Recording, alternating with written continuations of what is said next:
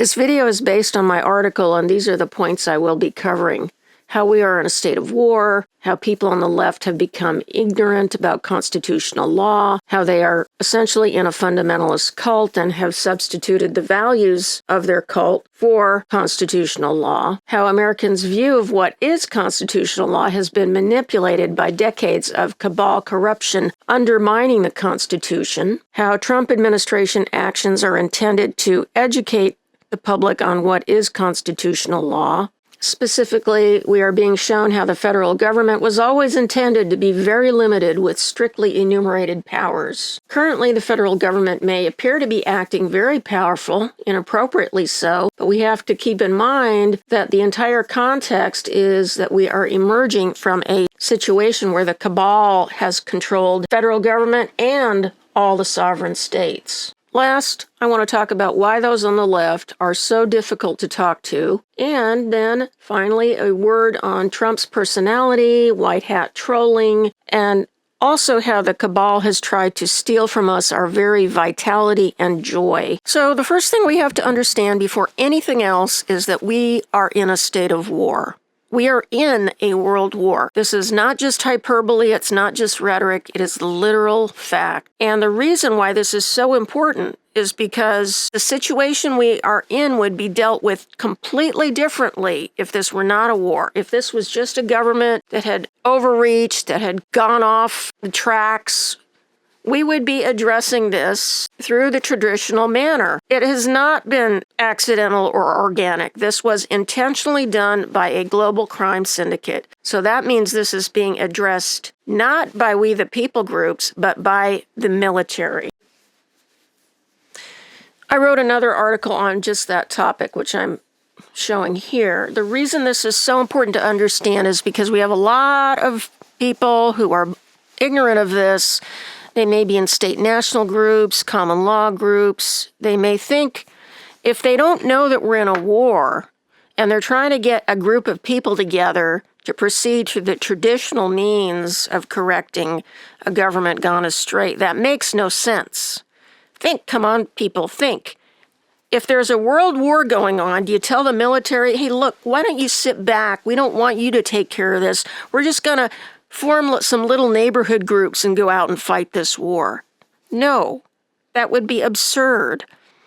That's the situation now. We do not have a world war fought by small grassroots, we the people groups. This is a job for the military, and if you do not understand that, you're going to have a lot of trouble understanding a lot about what has gone on and is continuing to go on here. I also mention this because there are some people like Chris Ann Hall, who is a constitutional law attorney and has a great deal of wisdom to impart on this subject, who do not realize we are in a world war. She does not realize our nation has been taken over by the cabal.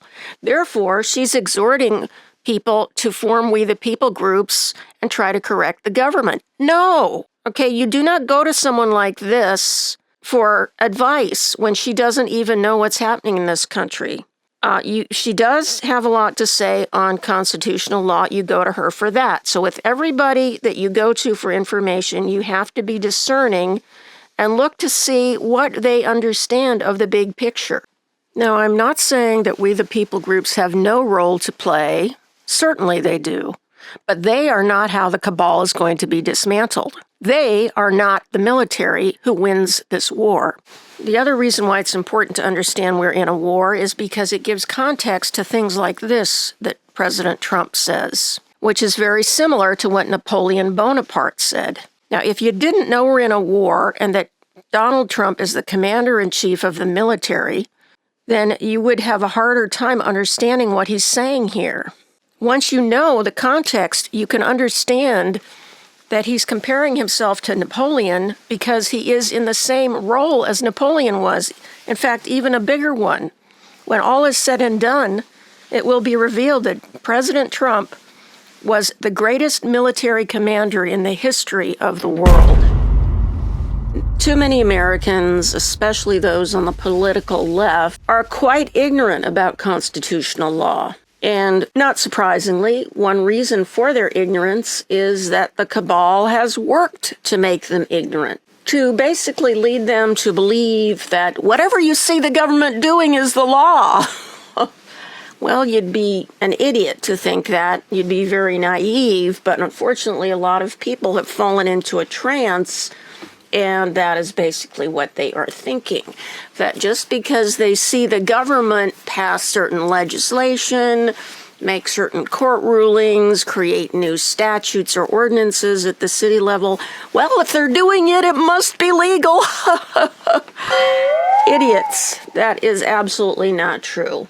You know what's crazy to me? What's crazy to you? Humans have so much trust in their government. Oh my God. It's actually like kind of sad. It's kind of pathetic. It is, you know, because like over so many years and decades of time, the government just continues to lie. Just keep lying. And humans are like, ooh, another lie. Yum, yum, yum, yum, yum, let me yum, eat it yum. up. Ooh, another lie. Yum, yum, yum, yum, yum. Ooh, thank you for the lie. Yum, yum, yum, yum, yum. It's crazy. There's receipts. There's receipts. more receipts than ever, and the people are like, yummy. Well, let me have some lies. Oh, yummy. More lies, Can I get a please? side of lies with those lies? Put your lies up my little human butt. The left used to be the ones saying, question authority. Question authority, that was the big mantra in the 80s and 90s. Well, now the left is saying, obey authority without question. So essentially they have made a 180-degree U-turn from their original stance of questioning the government and the status quo to now ardently supporting whatever the government is doing. Why this has happened? Just note how ridiculous it is that the left continues to think of themselves as the resistance when they are actually supporting the power elites. The left has become the status quo. They are the power elites, and yet they think they are the resistance. And so they want to use the status quo, meaning the government and its power, to force their beliefs on everyone else. Why do they want to force their views on others? Well, I believe it's because they can innately sense that their worldviews are fragile and indefensible. That is, they have no solid foundation. So they are engaged in a misguided psychological project of trying to force their outer environment to support their very fragile inner views.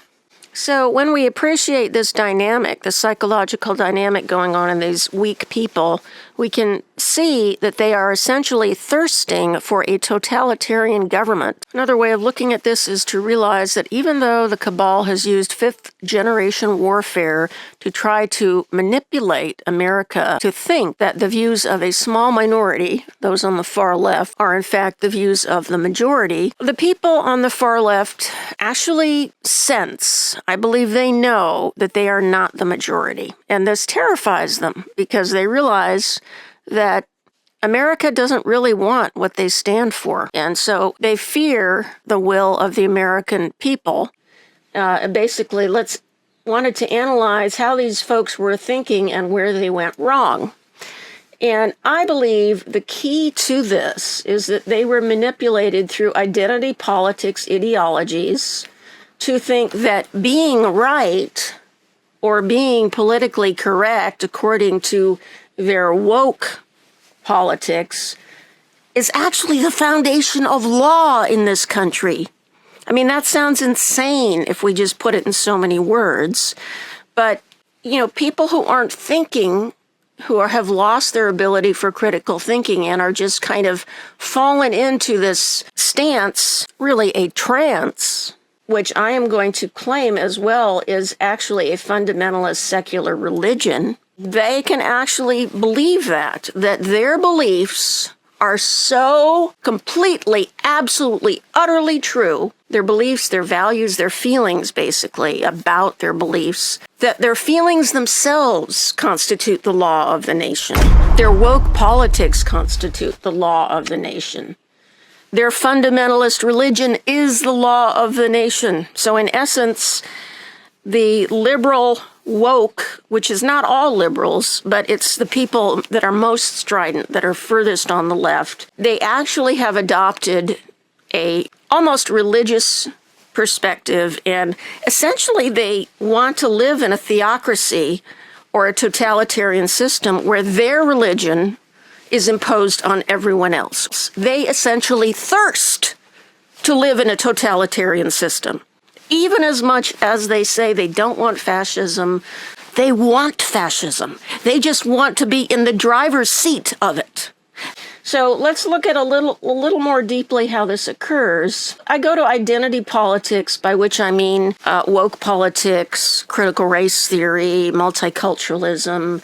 All of this began in the universities decades ago. These toxic ideologies were saying that things like our nation was founded by white men, for white men, so that they can simply retain their power and privilege. So this essentially, the view was conspiratorial, you could say, that everything is about white men consolidating their power, and that the entire nation is full of anti-black structural racism and institutional racism, basically everywhere.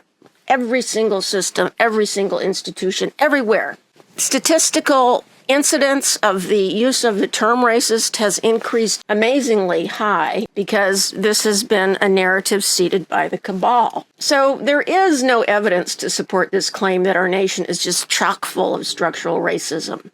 The left ignores the fact that the entire machinery of the nation now, in every institution, from government to corporations to media to education, has adopted DEI policies, will not tolerate anti-black racism. And so, in effect, we have a vast system of anti-white institutional racism. As well, there is this. I'll just leave that there for you. And yet the lefties think it's the exact opposite. They don't see anti-white racism because they don't believe it's possible for that to exist, which, by the way, gives rise to things like we've seen in South Africa. Must never be scared to kill. A revolution demands that at some point there must be killing, because the killing is part of a revolutionary act. I don't know what's going to happen in the future. I'm saying to you, we have not called for the killing of white people, at least for now. Farmer. To kill your master, kill the poor, the farmer, kill the poor, the farmer.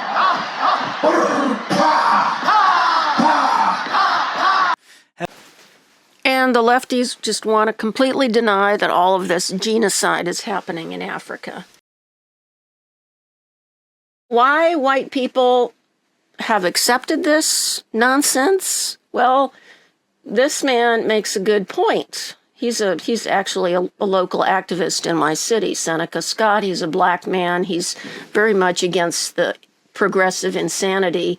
And he sees that most of the progressives are white liberals, and they have so much self-hate that they are easy to indoctrinate. Now, the lefties have had their empathy weaponized by the criminal cabal. They're basically thinking through their feelings in a very twisted way. They've adopted this view that because the nation was founded by white men, therefore the very foundations of our nation are rotten. Some of them even want to trash the Constitution. No less than the dean of the UC Berkeley School of Law is calling for getting rid of the Constitution. This is a book that this guy wrote, How the Constitution Threatens the United States. Well, this guy, he's a cabal puppet. I'm sorry. He's a complete, obvious Marxist communist. One of the most obvious ways that we can see that the left has failed to use critical thinking skills, even in a simple manner, is that they cannot understand the concept of illegal immigration. I mean, many of us, when we try to talk to some of these people about this, we're left boggled. We wonder if we've stumbled across the most retarded group of people on earth when we try to talk to a strident liberal about illegal immigration. What is so stunning and retarded, they utterly fail to grasp the difference between a legal immigrant and an illegal one. They constantly conflate the two and obtusely refuse to acknowledge that there's any difference at all. They refer to all of them as immigrants, and They refer to anyone objecting to illegal immigration as anti-immigrant. They insist on referring to illegals as undocumented. They say no human is illegal, no person is illegal, which is massive gaslighting. It's basically implying that the first step in how anyone becomes a legal citizen is you just run across the border in the middle of the night. You break into the country, that's your first step to becoming a legal citizen. You come in illegally. Well, this is just so incredibly stupid that it's hard to believe that anybody would even promote this idea. This is the level of their gaslighting. And what we can see happening here, if we look a little more deeply, is that they're basing this on their feelings. They feel that it's not nice to keep out poor people who are just trying to come and better their lives and get some money and, escape poverty in their home country. They feel that it's not nice for us to keep them out. They feel that these people should be here. These are their feelings. Their mistake is they are assuming that their feeling is the law. And that's what I mean earlier when I say they are viewing their woke ideologies as the foundation of the law in this nation. So the fact that they feel that it's not nice to keep these people out makes them think that that has to be the law. And this is what identity politics has essentially done to people. It's made them think that their feelings about what is not nice, what is right, is so centrally important that it's absolutely true. It's absolute. And their absolute truth is more important than the actual law. Now, we can look at this delusion. They're basically positioning themselves in a completely fictional and delusional view of the law and the world. And we can see that part of this delusion is a result of the big lie fallacy, where if a group of people is told a lie often enough, they begin to believe it. Over and over and over, these progressives have heard that it is racist, it is not compassionate to keep illegal immigrants out of our country, to the point where they have wholly bought this big lie. It's sunk deep into their being, and they really believe that because it's not nice, therefore it cannot be the law that these people are not allowed to come in. So this is basically what happens when people become members of a cult and substitute their cult's fundamentalist dogmas for the law of the land, the Constitution. These are cult members. These are people who are members of a fundamentalist religion. If we see it this way, we can better understand how insane they sound. As well as that, the left's view of what comprises constitutional law has been manipulated, as has all of our view, because the cabal, over many decades, has enacted a great deal of legislation that is just purely illegal. And they have issued court rulings that are completely unconstitutional. Now, people with inadequate critical thinking skills in the face of this, instead of going to the Constitution to see what it says, simply, sadly, assume that whatever the government does is the law. Okay? These are bozos, but that's what they're doing. They're just accepting whatever happens is right. This stance not only demonstrates poor thinking skills, but it demonstrates a pathetically contemptible love of freedom. These people are basically suppressing everything inside of them, that instinct that we all have that says, when we're faced with the level of restrictions that we have, this is not right. This cannot be right. Life cannot be this way. There's something wrong with this. That is the voice of God within us. That is the voice of our inherent dignity and nobility as human beings. And those who suppress this are making themselves into slaves. We should not be adapting to becoming slaves living in tyranny. Some of these people do not even realize that they're living in fear. They may not notice their enormous fear of the government or the IRS or a new burdensome tax. They may not notice their anger about it. They're suppressing that. So now we're getting to a theme that I bring up a lot in my articles, which is in order to grow and to become aware, you've got to do your work. You've got to look at your own stuff. You've got to understand your own psychology. You've got to look at what you've suppressed. If you've suppressed fear or anger or whatever it is, or look at your projections. The cabal government has not only passed thousands of pieces of unlawful and unconstitutional legislation.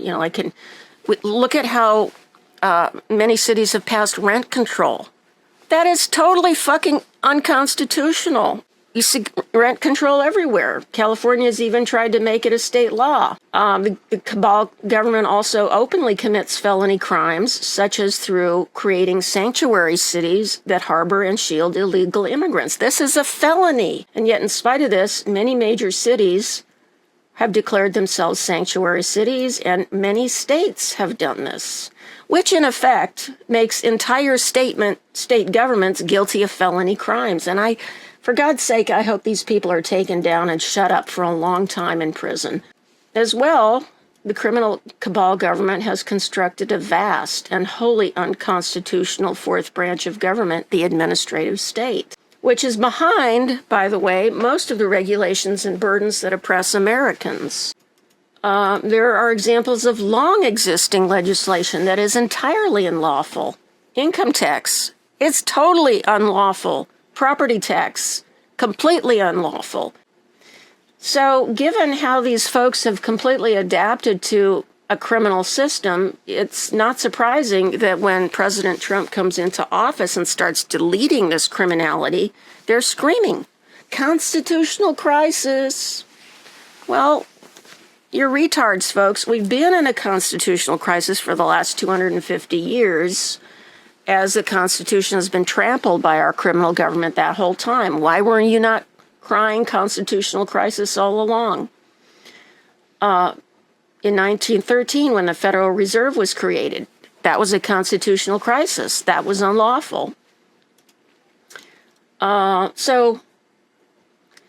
We have so much that people have not cried out about. And look at this, for instance. This is happening in somewhere in Europe, maybe this is Netherlands or Germany. This guy is facing years in prison because the government was spying on him posting on social media and gives his messages a toxicity score and is criminalizing him for stating that some cultures are inferior. And other things that were just his opinion. I mean, how is it possible that people can live in a society like that and not realize they are living under an Orwellian totalitarian government? How can they not realize there are now thought crime police and that their thoughts and opinions are being criminalized? My God, how stupid do people have to be to adapt to that? Okay, so turning now to the task at hand of educating the public on what the law actually is, constitutional law in America. And we're starting in America, I believe, because America is a model for the world. All these other governments in Europe, Australia, around the world that do not have constitutions like we do, well, they're going to find out pretty damn quick that they want constitutions like ours, because that's what's there to protect us. And so we are going to show the world how we get back on track. Now, what is constitutional law? The idea that there are different ways to interpret the Constitution is the beginning of the cabal's undermining of the Constitution, and thus their undermining of our entire system of law. Listen now to KrisAnne Hall give a wonderful explanation of why the Constitution is a contract and it must be interpreted as a contract, and the only way to interpret it is through the originalist view, which takes into consideration the founders' intentions when they created it. The Constitution is the only contract in America where lawyers and judges refuse to apply contract law. You see, I had the honor to debate a law professor at the University of Miami. And the Federalist Society brought me in to talk about how to interpret the Constitution. Using contract law, there is only one way to apply the Constitution. This is not the opportunity for think tanks and judges and lawyers and Supreme Court justices to make it up as they go along. Contract law says you must first go back to something we call the meeting of the minds. The meeting of the minds is where the parties to the contract sat down and told us what the contract was supposed to do, how it's supposed to work. But this modern application of interpretation of the Constitution, brainwashing the people into believing that the Constitution is not a standard, that it has no meaning, and after all, it's a living, breathing document, is contrary to contract law. And so I brought this up at this debate because the law professor was trying to teach us how the Constitution has no meaning, it's written too long ago, the people are dead, we can't possibly know what they meant, which is another lie, by the way, because they wrote reams and reams and reams about what they meant. But you see, I asked a singular question.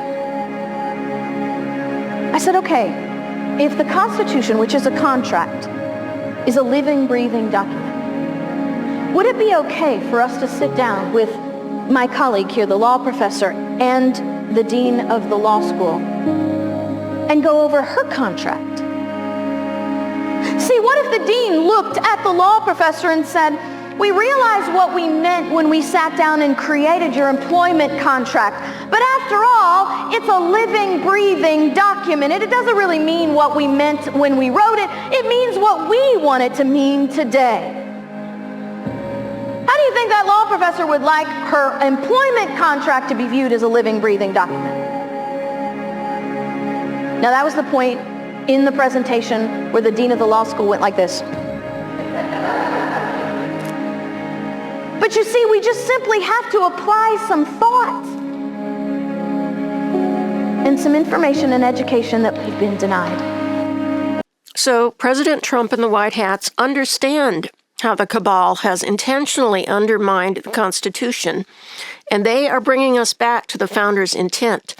Now, we can start to see this in some of the recent Supreme Court rulings. A number of Supreme Court rulings undermined the administrative state. The Chevron deference ruling was one of those. Now, we are seeing a massive amount of actions from the Trump administration in a very short amount of time. And this is scaring some people, even people on our side that think that this is somehow wrong. But if you actually look at what is being done, it's all lawful. It's all constitutional. It's happening fast, but that doesn't mean it's unlawful.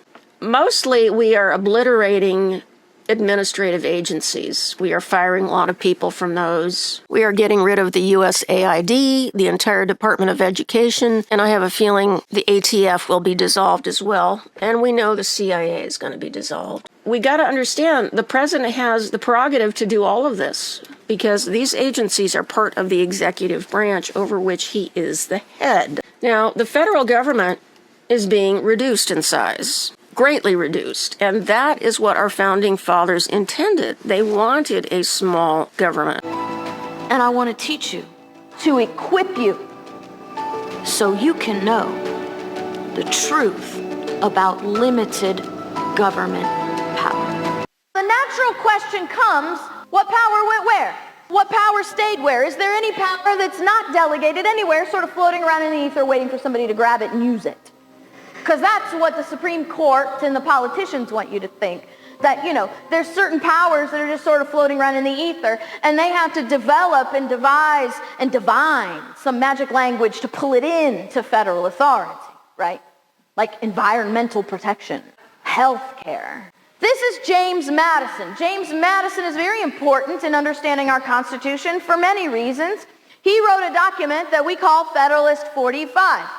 He says the powers delegated by the proposed Constitution to the federal government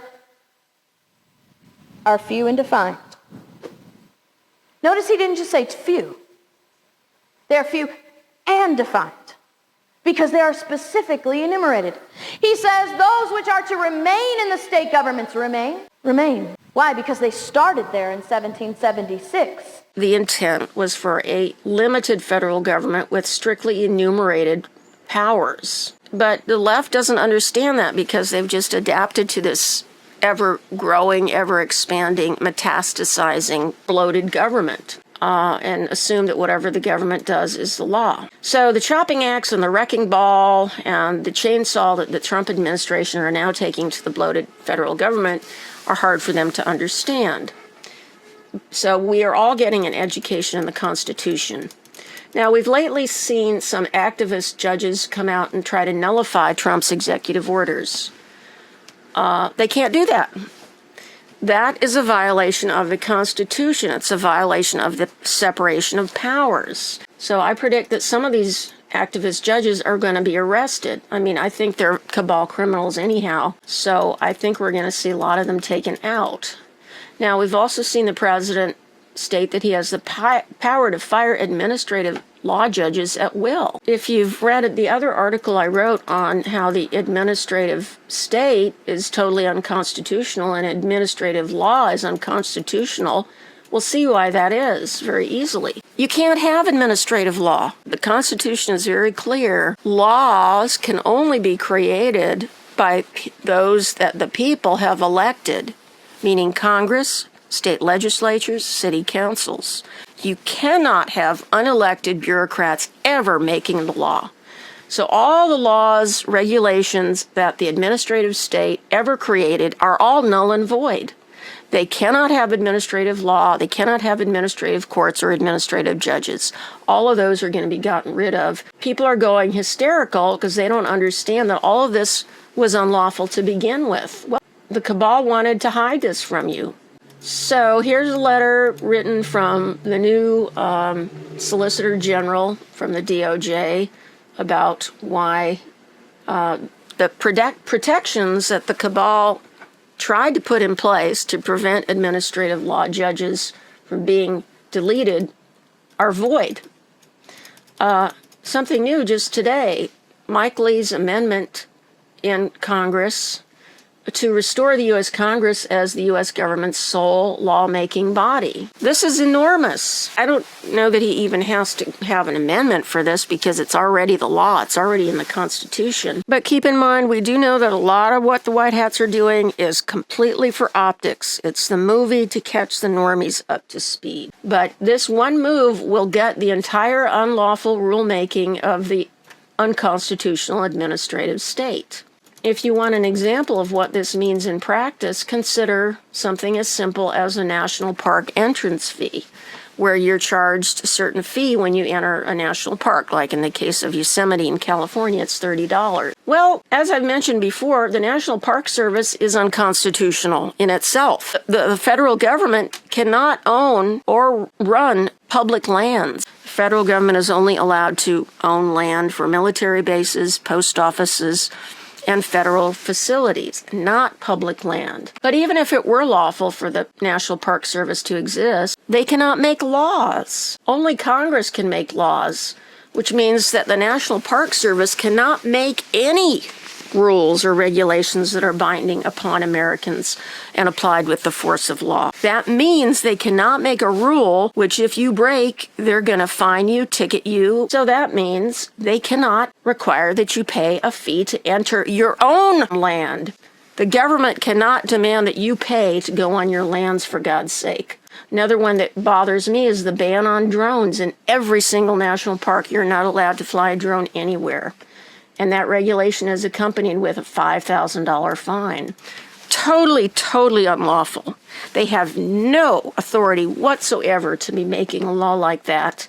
So we're seeing a lot of other executive orders coming out that clarify what constitutional law is through the fact that the president is actually allowed to issue executive orders. One of those establishes the obvious fact that there are only two genders.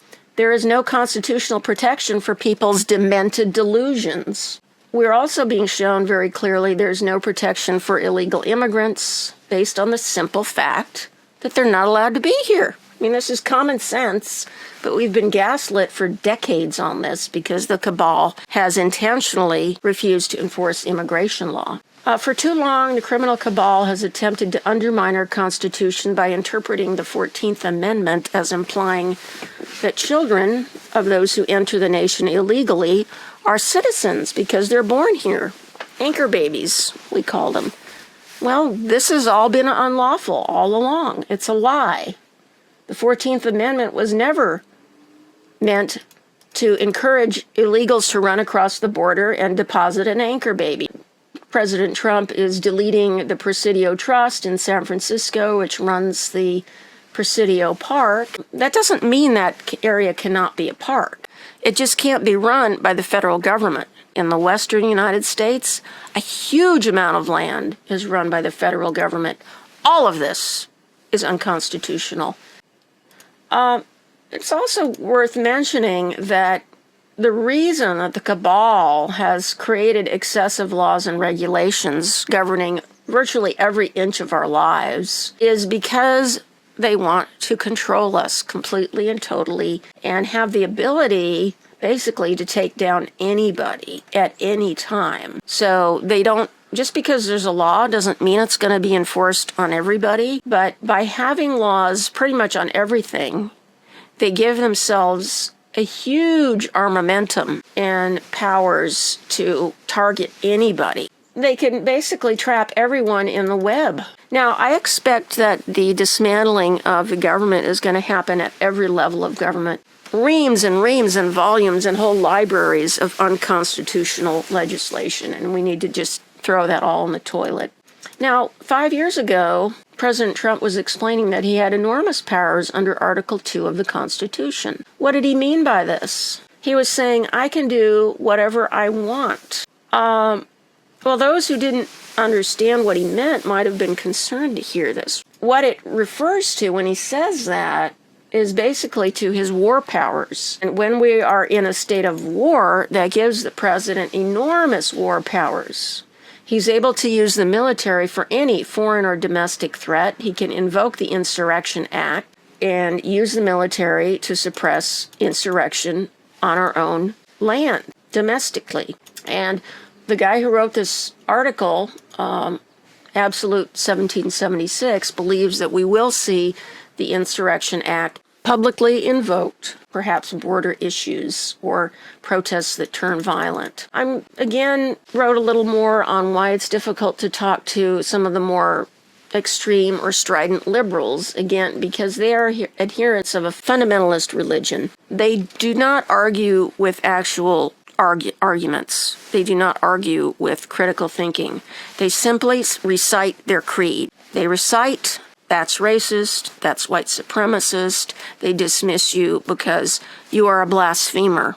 Anybody who disagrees with their fundamentalist dogma is ipso facto a blasphemer and can be dismissed as such. That is their stance. When you understand that, you'll have an easier time realizing why it's impossible to talk to these people.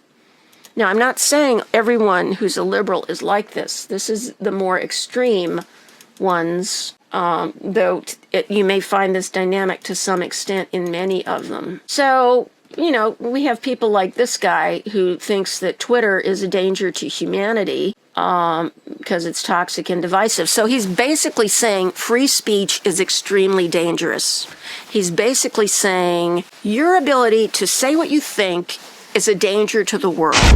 He's basically saying we must have thought police that control what people can think and say, otherwise we could have World War III. This is a person who thirsts for a totalitarian system. Here's another one of those people. They are saying that Twitter is a Nazi platform Well, in fact, they are the Nazis because they are the ones who want to control what you can think and say. I quit X when that prick bought it because it's like a Nazi platform now. It's a Nazi platform? Yeah, it certainly is. You should check it out. Let go of the mic. What they're basically saying, again, is that if you have free speech, that means you're Nazis. They cannot tolerate free speech. It has to be their fundamentalist dogma. Remember, these are people in a fundamentalist cult. Anybody saying anything that deviates from their fundamentalist creed is a danger to them and, in their view, to the entire world. Yet, anybody who's half awake knows that Twitter is the very best source of real news and truth in the world today because, in fact, indeed, people can speak freely there.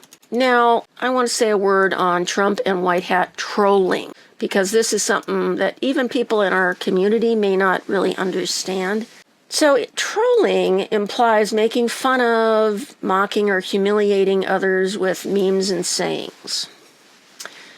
Now, we've seen a lot of trolling and witty memes from the white hats and accounts like the Il Donaldo Twitter account for many years. Now, I believe this Twitter account was actually created to give us support, to give support to the Anons and Patriots during our long wait to see the deep state finally be dismantled.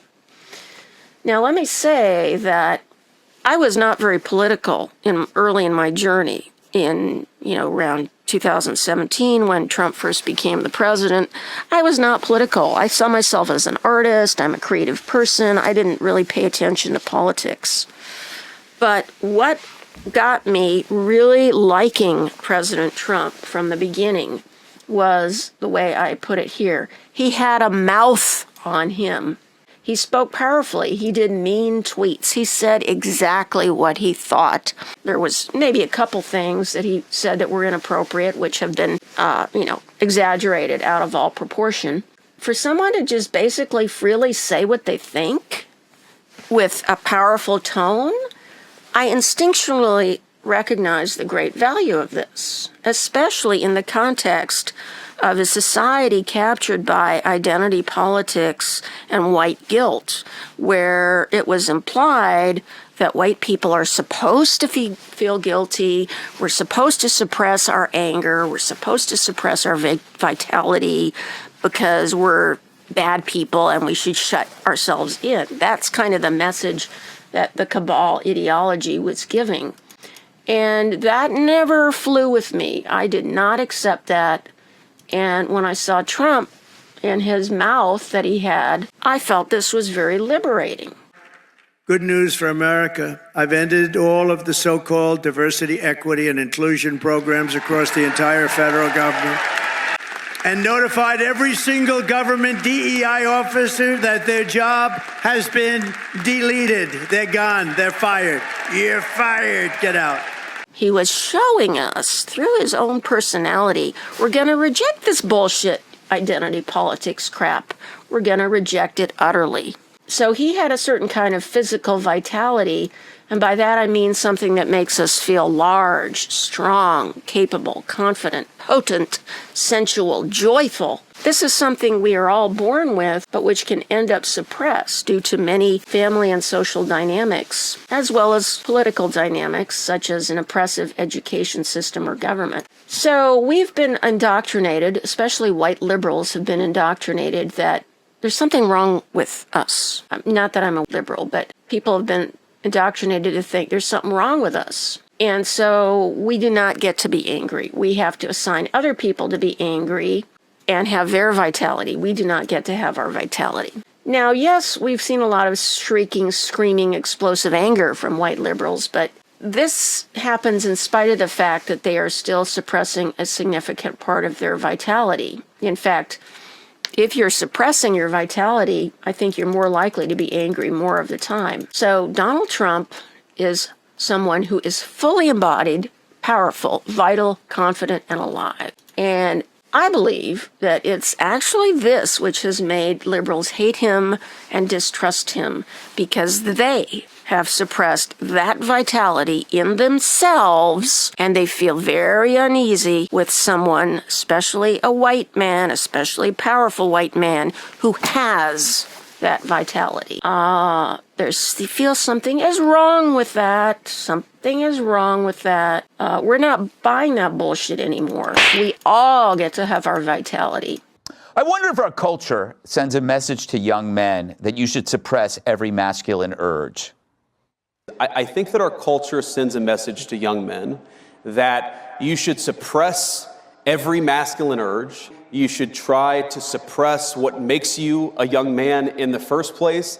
And I think that my message to young men is don't allow this broken culture to send you a message that you're a bad person. It's not enough to scold men for doing bad things. Libs now scold men for doing anything. But talk about acting like a guy, Musk fiercely waving the chainsaw in the air. Better yet, the Dems are that lady in Airplane falling apart. Remember that? And can you guess who the Republicans are? I've got to get out of here. Calm down. Get a hold of yourself. So we have many memes in our community that I call vitality evoking, and that they help give us back this power. And some of this is used to troll the liberals as well as the deep state. For instance, they recently named one of the Dodge workers Big Balls, and then forced the cabal minions on the mainstream media to refer to big balls on live TV. Good evening. Thanks for joining us. We begin tonight with Musk and Big Balls. Big Balls. Big Balls. Big Balls, who worked for Elon Musk's so-called Department of Government Efficiency, Doge. In the one case of the Big Balls kid, a literal teenager. Big Balls online. Big Balls here. Ditto when Elon recently changed his name to what we see here, Hairy Balls, which then forced these cabal criminal puppets to say hairy balls on live TV, thus humiliating these fuckers. Hairy Balls. Hairy balls. Hairy balls. Hairy Balls. Hairy balls. Hairy balls. Hairy balls. Hairy balls. We are not only trolling, but we are heavily mocking the radical woke left, and we are even calling them retarded. And this is necessary. It may seem, some people will say, oh, that's mean. It's not mean, it's necessary. They are like incredibly badly spoiled children. These people have insulated themselves from reality and tried to legislate niceness in order to protect themselves from reality. So we are basically showing them the power of the human spirit and of common sense by trolling and mocking them. And it is glorious. We've also seen the White House trolling the screeching hysterical liberals with a fictional Time magazine cover showing Trump as the king.